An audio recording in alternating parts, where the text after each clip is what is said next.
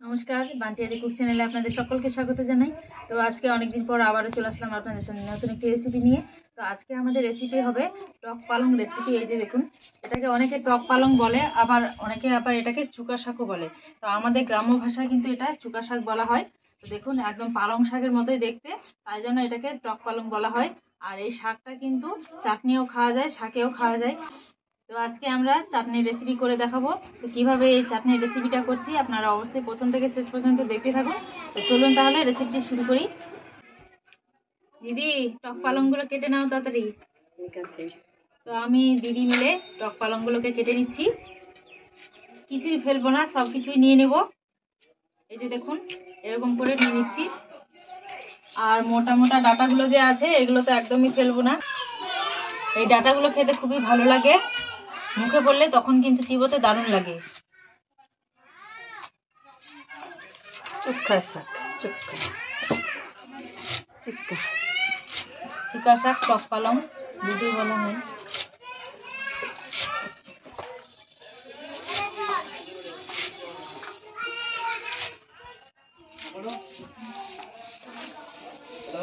সবগুলো টক পালং কাটা হয়ে গেছে, এবার ধুয়ে নেব।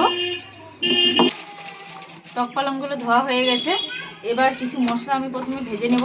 এখানে মশলার মধ্যে নিয়েছি দেখুন, সামান্য কিছু এখানে গোটা জিরে নিয়েছি, আর দুটো মতো এখানে শুকনো লঙ্কা এখানে ভেঙে নিয়েছি, আর এখানে গোটা ধনে নিয়েছি, আর অর্ধেকটা এখানে তেজপাতা চিড়ে নিয়েছি।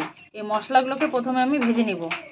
তো দেখুন, উনুন ধরানো হয়ে গেছে আর কড়াইটাও গরম হয়ে গেছে। এবার সব মশলাগুলোকে আমি কড়াইয়ের মধ্যে দিয়ে দিলাম। এবার সব কিছু নাড়াচাড়া করে ভেজে নিতে হবে, হালকা করে ভেজে নেব।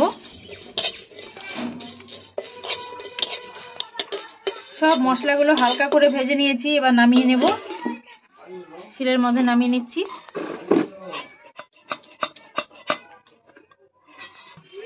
ভেজে রাখা মশলাগুলোকে আমি এখন গুঁড়ো করে নিব।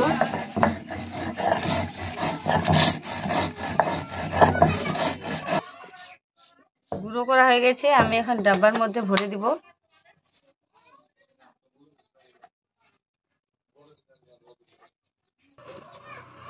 কড়াই গরম হয়ে গেছে, কড়াইয়ের মধ্যে তেল দিয়ে দিচ্ছি।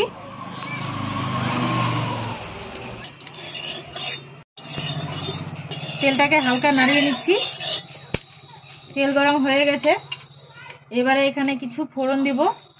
প্রথমে দুটো শুকনো লঙ্কা দিয়ে দিচ্ছি, আর কিছু এখানে পাঁচফোড়ন নিয়েছি, হাফ চামচের মতো পাঁচফোড়নগুলোকেও দিয়ে দিচ্ছি।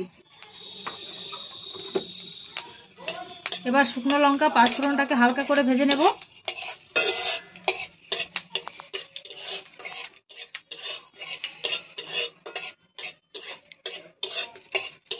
ফোড়নগুলো ভাজা হয়ে গেছে, দেখুন পিট পিট করে ফুটছে।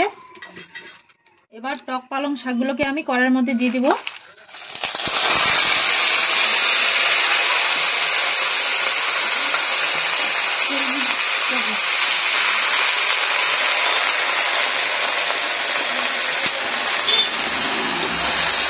হালকা নাড়িয়ে নিচ্ছি।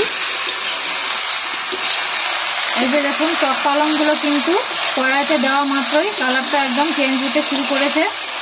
এটা সেদ্ধ হতে কিন্তু বেশিক্ষণ টাইম লাগে না। দেখুন কিরকম হয়ে যাচ্ছে, হলদেটা কালার। ভালো করে গলিয়ে নিচ্ছি। দেখুন কতগুলো ছিল আর কতগুলো হয়ে গেল, গলে অল্প হয়ে গেছে। এবারে আমি দিয়ে দিচ্ছি সামান্য কিছু হলুদ, হালকা পরিমাণে হলুদটা দিয়ে দিলাম।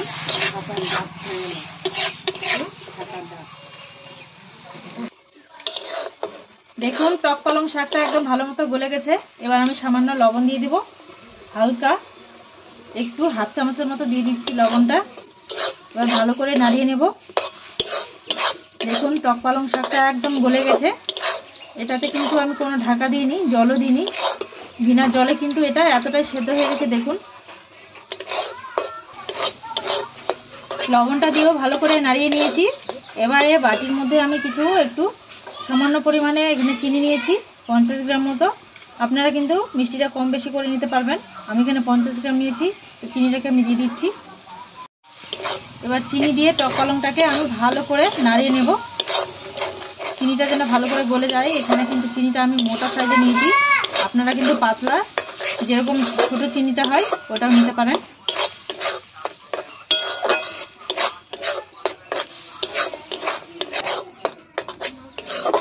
চিনিটা ভালো করে গলে গেছে। এবারে ভেজে রাখা মশলাটা কৌটোর মধ্যে ভরে রেখেছিল, সমস্ত মশলাটাকে আমি দিয়ে দিচ্ছি। এবার মশলা দিয়ে ভালো করে নাড়িয়ে নিচ্ছি। তো দেখুন কত সুন্দর হয়েছে এই চাটনিটা, দারুণ হয়েছে। দেখুন আমি টক পালং চাটনিটাকে এখানে চিনি দিয়ে করেছি, আপনারা কিন্তু গুড় দিয়েও তৈরি করে নিতে পারেন, গুড় দিয়েও কিন্তু খুবই টেস্টি হয়। দেখুন কত সুন্দর হয়েছে। এবার নামিয়ে নেব চাটনিটাকে।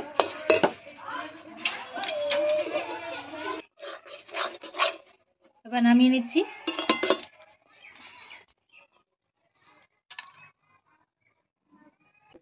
তো ঝটপট বানিয়ে ফেললাম চুকা শাক অথবা টক পালংয়ের চাটনি অথবা আচার, আপনারা যাই বলুন না কেন। আমরা এখানে কিন্তু চাটনি বলি, অনেকে কিন্তু আচারও বলে। আর এটা কিন্তু আচারের মতোই বানিয়েছি, এতটাই টেস্টি হয়, সুস্বাদু হয়। তো আপনাদের কার কার ভালো লাগলো এই রেসিপিটা অবশ্যই কমেন্ট করে জানাবেন। যদি একটু ভালো লেগে থাকে এই রেসিপিটা তাহলে অবশ্যই লাইক কমেন্ট শেয়ার করবেন। আর আমাদের চ্যানেলটাকে সাবস্ক্রাইব করতে ভুলবেন না, পাশে থাকা বেল বাটনটি অবশ্যই ক্লিক করে রাখবেন। তো আজকের মতো আসি, আবার নতুন কোনো রেসিপি নিয়ে আপনাদের সামনে চলে আসবো। ধন্যবাদ।